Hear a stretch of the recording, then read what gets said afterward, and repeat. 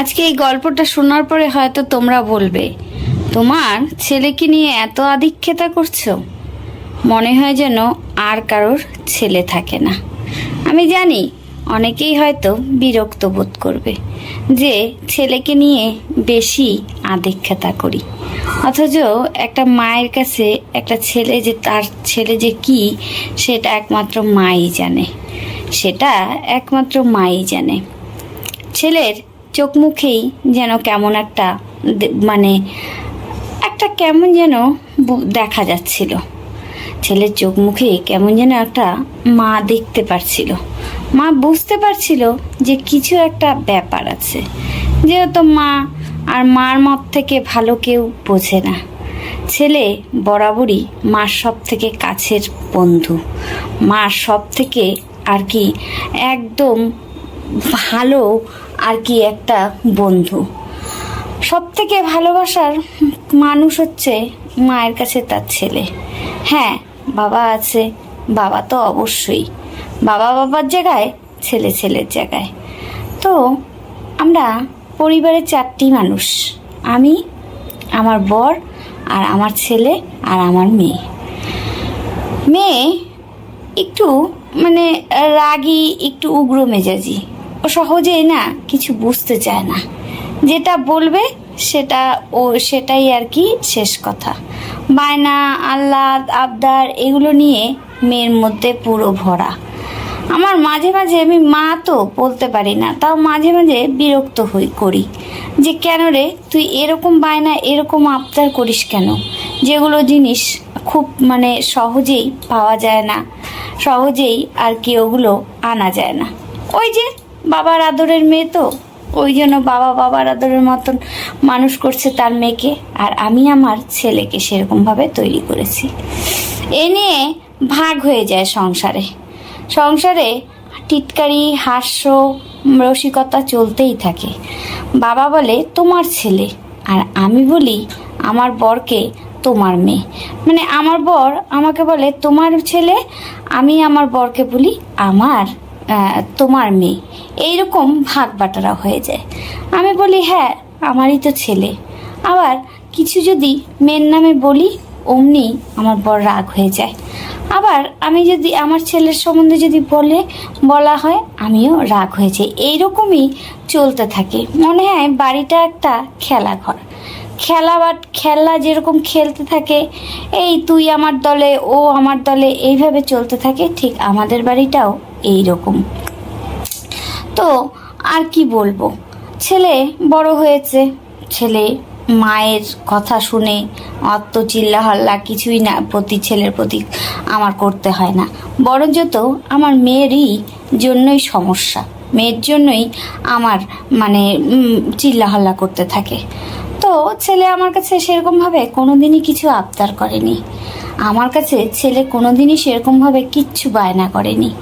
হঠাৎ একদিন আমাকে আর কি ডাকলো, ডেকে বলল মা, তার আগে কিছুদিন যাবৎ আমি বুঝতে পারছি ছেলে কিছু একটা আমাকে দেখে আর কি লুকাচ্ছে, তার চোখ মুখেই বোঝা যাচ্ছে সে কিছু একটা আমার কাছে চাবে, কিছু একটা আমার কাছে চায়। তা আমি না ওর ভাবগতি বুঝেই আমি ওকে বললাম, কিরে বাবু, তোর কি কিছু টাকা পয়সা লাগবে? আমি আমার ছেলেকে বাবু বলে ডাকি। আমি আমার ছেলেকে বরাবরই, যতই ভালো নাম থাকুক, ওর নাম ভালো নাম রবি, আমি ওকে রবি ডাকি না, আমি ওকে বরাবরই বাবু ডাকি। ছেলেকে বাবু ডাকি, মেয়েকে মনা ডাকি। তো আমি বললাম, মনা প্রত্যেক দিন বাবার কাছ থেকে পকেট মানি নেয়, আর পকেট মানি নিয়ে যে কত টাকা কোথায় উড়াচ্ছে কোনো তুকুন কিনারা নেই, কোনো কেউ হিসাবও নিচ্ছে না। আমি যদি হিসাব নিতে যাই তাহলে আমাকে বলে কিপটা, হেন তেন, তুমি কেন এরকম বেহিসাবি মানে এরকম হিসাব নিতে চাও। আমি বলি তুই বেহিসাবি খরচা করিস, সারাক্ষণ আমার মেয়ের হাতে ফোন, সারাক্ষণ এখানে যাচ্ছে ওখানে যাচ্ছে, এই পার্টিতে যাচ্ছে, ফোনে কথা বলছে, এই বন্ধুর সাথে বলছে, এই বান্ধবীর সাথে বলছে। তার আবার একটা বয়ফ্রেন্ড আছে, আমার মনার আবার একটা বয়ফ্রেন্ড আছে, সেই বয়ফ্রেন্ডকে নিয়ে সব সময় ঘুরতে যাচ্ছে। এগুলো নিয়ে যদি আমি প্রতিবাদ করি তাহলেই দুজনের মুখ হারি হয়ে থাকে, বাবা আর মেয়ে। যাই হোক, আমি বারে বারে বলি মেয়ে বড় হয়েছে, যেহেতু মেয়ে বড়, বিয়ে দিয়ে দাও, বিয়ে দিয়ে দাও। ওর বাবা ইচ্ছা করে বিয়ে দেয় না, আমি কি করব। তো যাই হোক, চলো সেটার কথা তো পরে আসছি, আগে ছেলের কথায় আসি। মেয়ে এদিকে পকেট মানি নিয়ে ফতুর করে দিচ্ছে বাবাকে, আর ছেলে আমার একটা টাকাও নেয় না। ছেলে বরাবর হিসাবি, বরাবরই। ওর কোনো বন্ধু সেরকম নেই, ওর কোনো বান্ধবী নেই। ওর যত রাজ্যের বন্ধু বান্ধবী সব কিছু সব কিছু আমার কাছে ও মানে শেয়ার করে। তো অনেক কয়েকদিন ধরেই আমি ভাবছি যে ছেলে আমার কাছে কিছু একটা বলার জন্য ঘোরাঘুরি করছে। আমি নিজেই মুখ ফুটে বললাম, হ্যাঁ রে বাবু, তোর কি কিছু টাকা পয়সা লাগবে? ছেলে আমাকে বলল, না মা, টাকা পয়সা লাগবে না। আমি বললাম, কি বল, কিছু লাগবে? অমনি দেখি ছট করে ছেলে বলল, না। তার একটু আগেই মেয়ের সাথে যেহেতু চরম অশান্তি হয়েছে, আমার চরম ঝগড়াঝাটি হয়েছে, তাই আর কি ছেলে আর বলার কোনো সাহস পেল না। ছেলে আমার বড্ড বোঝে, ছেলে আমার বড্ড চিন্তা করে। আমার বাবু সত্যি আমার কাছে যে মানে কতটা দামি, মায়ের কাছে তার ছেলে যে কতটা দামি সে একমাত্র তার মাই জানে। আমার ছেলের প্রতি কেন আমার ভালোবাসা বেশি থাকবে না? আমার ছেলের প্রতি কেন মেয়ের থেকে বেশি ভালোবাসা থাকবে না? আমি যদি কোনো সময় হয়তো কিছু আমি কাজ করতে করতে হয়তো একটু ভুলে গেলাম, ঠিক ছেলে সেই কাজটা আমার করে দেয়, আর মেয়ে ফিরেও তাকাবে না। আমি যদি ভাত না খেই, ঠিক ছেলে আমার জন্য বসে থাকবে, আমি কখন ভাত খাবো, একসাথে দুজনে মিলে ভাত খাবো। আমার যদি শরীরটা কোনো সময় খারাপ লাগে, ঠিক আমার পাশে এসে বসে থাকবে, আমাকে আর কি মানে বলবে কি হয়েছে, কোনটা খেলে ভালো লাগবে, এটা খাবে, আমাকে চা করে দেওয়া, আমাকে মানে আমার হাতের কাজ সব কিছু করে দেওয়া। তাহলে আমার ছেলের কেন আমি আমার ছেলেকে ভালোবাসবো না? আমার ছেলে আমার কাছে সব থেকে প্রিয়, সব থেকে দামি জিনিস। মায়ের কাছে তার ছেলেই সব থেকে দামি। তো যাই হোক, তারপরেই আর কি ছেলের ভাবগতি বুঝলাম, ছেলে দেখি এড়িয়ে গেল। ফোনের মধ্যে আমি বেশ লক্ষ্য করছি কিছুদিন যাবৎ বাবু যেন ফোনের মধ্যে খুব কিছু একটা দেখছে আমাকে দেখছে আর মুখটা ঘুরিয়ে রাখছে। আমি আর কি ওটার মানে যেচে পড়ে দেখলাম না, যেহেতু বাবু আমাকে দেখে লুকিয়ে যাচ্ছে। আমি কি করলাম, ভাবলাম যে কিছু তো একটা বের করতেই হবে, কি দেখছে না দেখছে, আর বাবু কিছু একটা আমার কাছে চাইছে, সেটা আবার না বলে দিল, যতক্ষণ অবধি না জানতে পারবো আমার যেন কেমন মনটা অস্থির অস্থির করবে। আর আমার বাবু আমাকেই সব কথা শেয়ার করে, কাউকে কোনো কথা বাবাকেও বলবে না, দিদিকেও বলবে না। তো যাই হোক, সামনে বাবুর কিন্তু বার্থডে, সামনে বাবুর জন্মদিন, কি করব না করব এত বড় হয়ে গেছে দেখে আমার বাবু মানে আমার ছেলে আমাকে বলে, মা কোনো পার্টি করবে না, কোনো অনুষ্ঠান করবে না, আমার লজ্জা লাগে। আবার এমনকি কেকও কাটিং করবে না। আমি বলি, কি বাবু তুই কি কথা বলিস, জন্মদিন বছরে একটাই আসে, কেক কাটবো, পায়েস করব, তুই যেটা খেতে ভালোবাসবি সেটা করব, তোর জন্য নতুন ড্রেস আনবো। বাবু বলে, না এগুলো কিচ্ছু করবে না, এগুলো আমার কিছু ভালো লাগে না, তুমি শুধু আমার জন্য পায়েস করবে, তোমার হাতের পায়েস খেতে সত্যিই অসাধারণ লাগে, আর কিছু দরকার নেই। তো যাই হোক, এই করে ছেলে বেশ কিছুদিন যাবৎ দেখছি ছেলে আমাকে এড়িয়ে যাচ্ছে কিনা।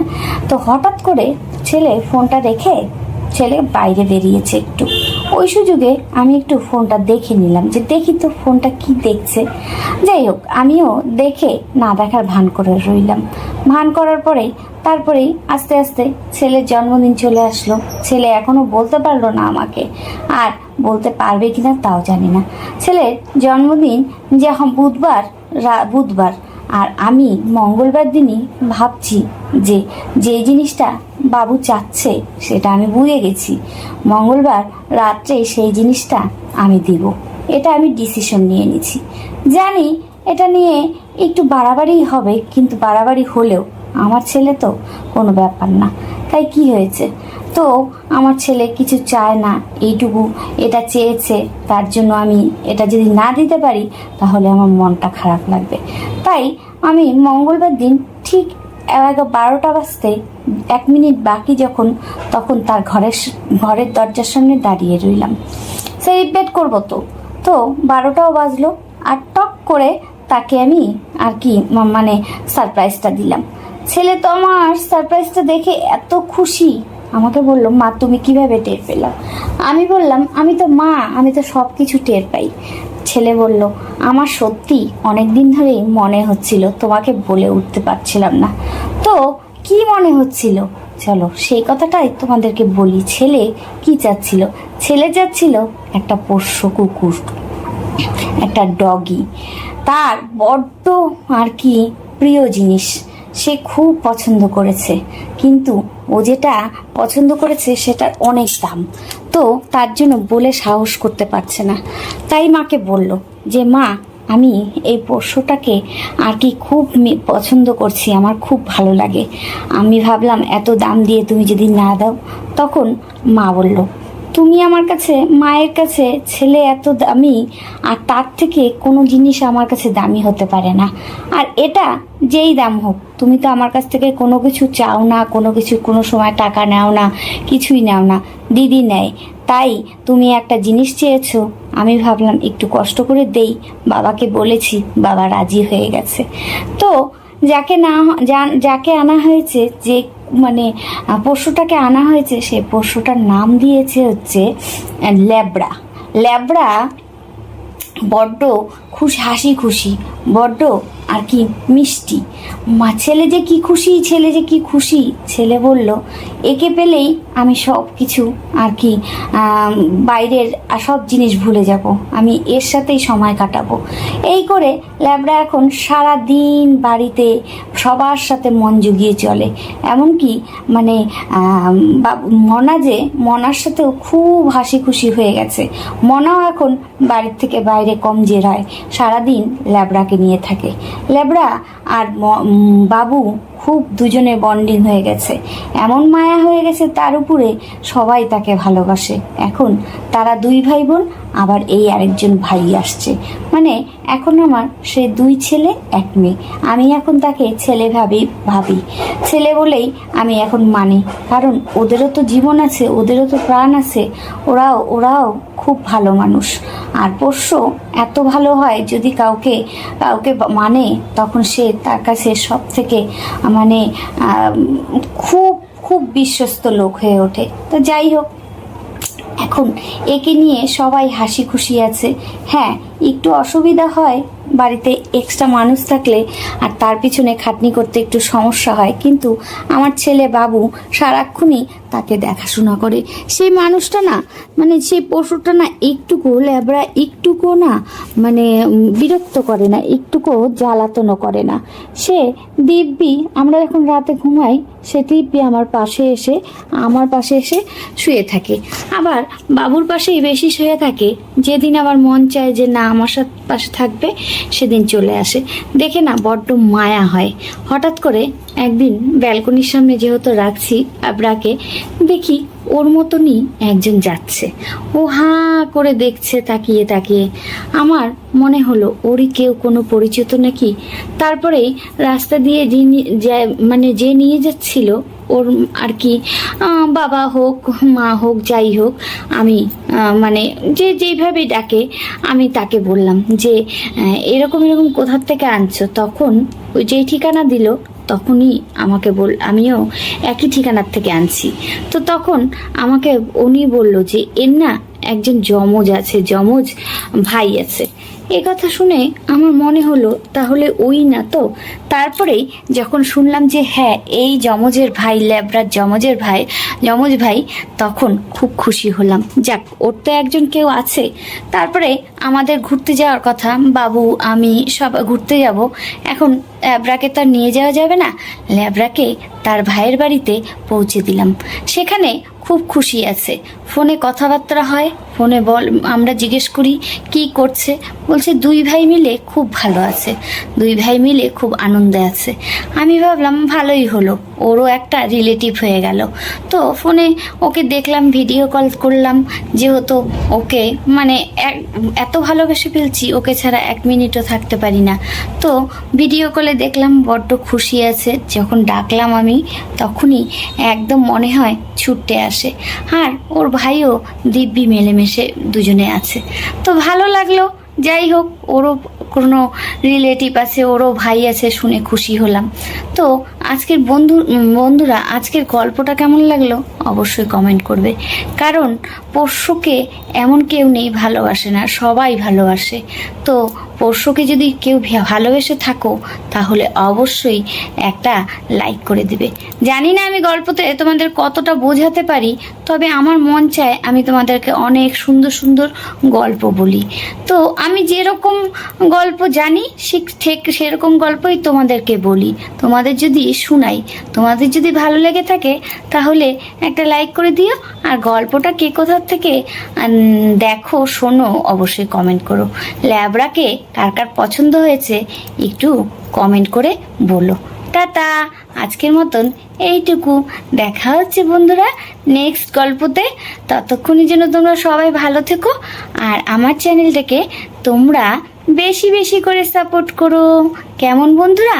চলো, তোমাদের অনেক মূল্যবান সময় নষ্ট করে ফেললাম, আর করবো না। টাটা।